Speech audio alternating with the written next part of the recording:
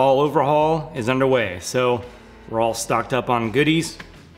We're ready to go. And from this point going forward, the fall overhaul on the fin stand concrete pad in the back will now be known as the N-Ext project.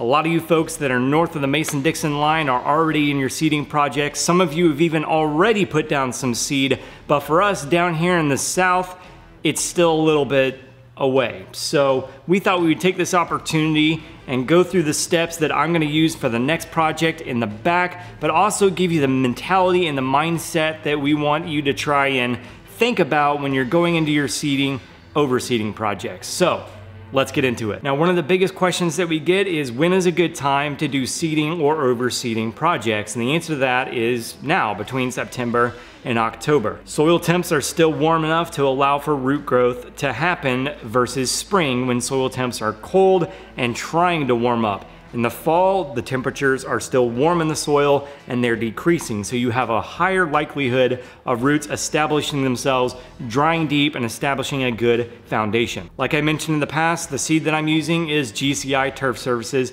Turf Type Tall Fescue. I actually went up to Pete, picked it up from him. Him and I hung out, we had a good time. I even watched him do an overseeding job with his seed in our 1621-2 GreenePOP, so it was cool to watch him do that and get some information and tidbits from him. Please tell me I didn't do it.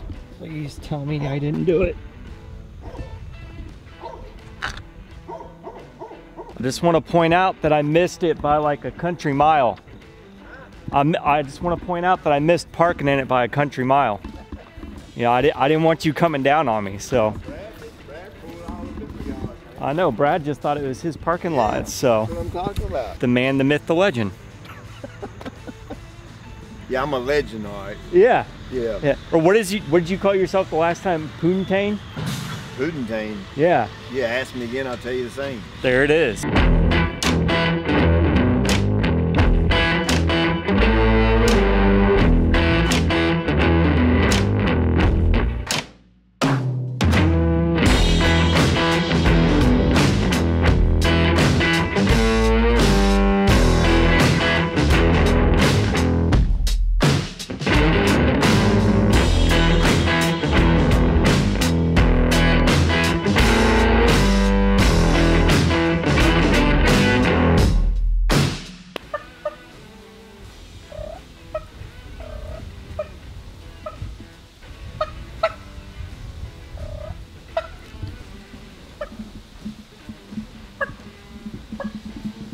I think the heat's getting to him. I got seeditis. Your optimum air temperatures for turf type tall fescue to germinate is going to be between about 68 and 77 degrees with soil temps that are above 60 degrees. For the next project in the back, I'm really looking to get this thing going around the 3rd week of October, so a date that I have in my mind is October 19th. How I selected that date, I simply just used the GreeneCast tool. What the GreeneCast tool does is it allows you to look at soil temperatures at a specific time of the year. So I went and looked at the 3rd week of October during 2018, and what I noticed was that the average soil temperature around that time was about 66 degrees. The other tool that I used is WeatherSparks. WeatherSparks is just, again, another one of those historical databases to where you can look at average temperatures during a given period of time in the year. So again, I went and looked at the 3rd week of October on that website, and what it gave me, the data that I got, my daytime temps were about a high of 70 and the lows were high 50s to low 60s. So that's one thing that we want you to try and do is look at the weather forecast in advance. See what temperatures are gonna do, see what weather patterns are projected to do.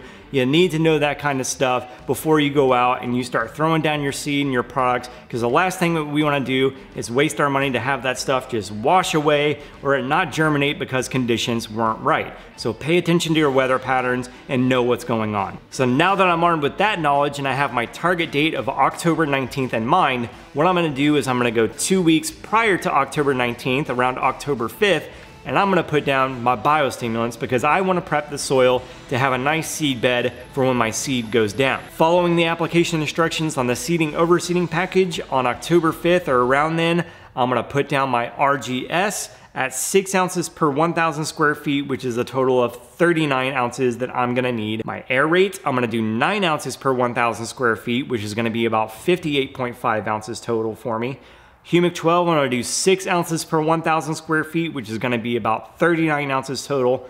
And 002 microgreen, I'm gonna do 6 ounces per 1,000 square feet on it, which again is about 39 ounces in total. This 2-week period before October 19th, around October 5th, I not only wanna give it a drink of goodies from the biostimulant package, but I wanna make sure that I have an inch of water in the ground as well, because I wanna make sure that that soil can accept and establish a root from that seed. That's another reason why you should do your seeding overseeding projects during this time of the year, because our daytime temperatures are much lower. We lower the risk of water evaporating out of the ground versus if temps were in the high 90s or even in the triple digits. Not only do we have lower temps, but we're getting into more regular rain cycles, so things are much cooler. The air outside's not trying to kill us or murder our new grass seeds. Now, one thing to keep in mind, just because it's raining, that does not mean you're getting the appropriate amount of water that you need for your seeds. One thing I would recommend is having a rain gauge somewhere around your property so that you can visibly see how much rain you're actually getting. Another thing I would recommend you doing is turning to the Google Gods and searching for a local weather station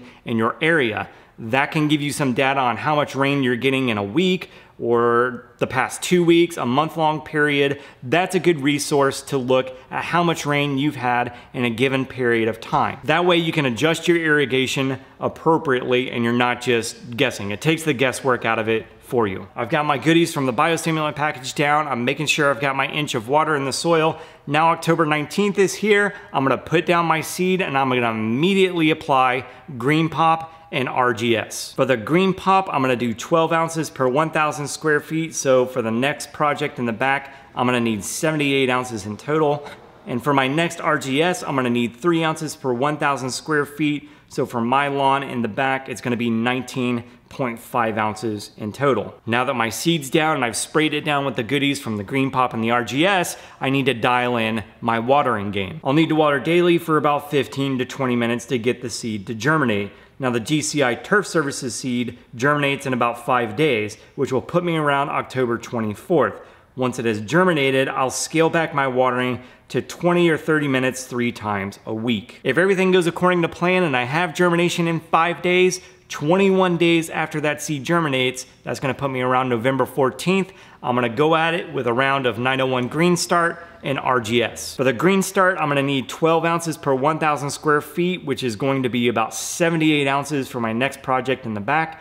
And for the RGS, I'm gonna need 3 ounces per 1,000 square feet, which is gonna be a total of 19.5 ounces. 42 days post-germination, which is gonna put me around December 5th, I'm gonna go at it with 1801 GreenePunch and RGS. For the GreenePunch, I'm gonna do 14 ounces per 1,000 square feet, so a total of 91 ounces. And for RGS, I'm gonna do 3 ounces per 1,000 square feet, which is gonna be about 19.5 ounces for my 6,500 square feet for the next project in the back. From that point going forward, we're in maintenance mode. I'll use the season appropriate amount of fertilizer and move back to 3 ounces per 1,000 square feet on my biostim products, my RGS, Air Rate, Humic 12, and 002 microgreen. And there you go, it really is that easy. Now remember, you don't have to remember all of these numbers. If you wanna look at the application instructions for the seeding, overseeding package, remember, when in doubt, print it out. You can go to greenecountyfert.com/DIY, scroll down, click on the seeding overseeding package, and there will be the application instructions where it goes over all of this stuff that I'm talking about. Pros are gonna be following the same program. They're just gonna be using the 5-gallon pails, whereas you're gonna be using the 1 gallon and 2.5 gallon size jugs. So much bigger containers, and their spray rigs are much bigger than an ortho dial-in spray. And also don't forget, the next shop is open. The link is in the description box below. That's where you can get our short sleeve black t-shirts, or you can get those charcoal kind of gray, I think it's heather gray. I don't know the name of the color, but it's that charcoal gray long sleeve shirt with the N-Ext logo on it. You can get those, or you can get yourself the N-Ext tumblers. What other questions do you have when it comes to seeding or overseeding or using the seeding overseeding package or the biostimulants, the GreenePOP? What do you got for me? Drop those in the comments section below. Hit the thumbs up if you like this video. Make sure to share it out. Subscribe to the channel. Click in on the bell to get the notifications for every time we upload a new video. Keep on keeping on, my lawn care brothers and sisters from Other Mysteries, and I will catch you next time.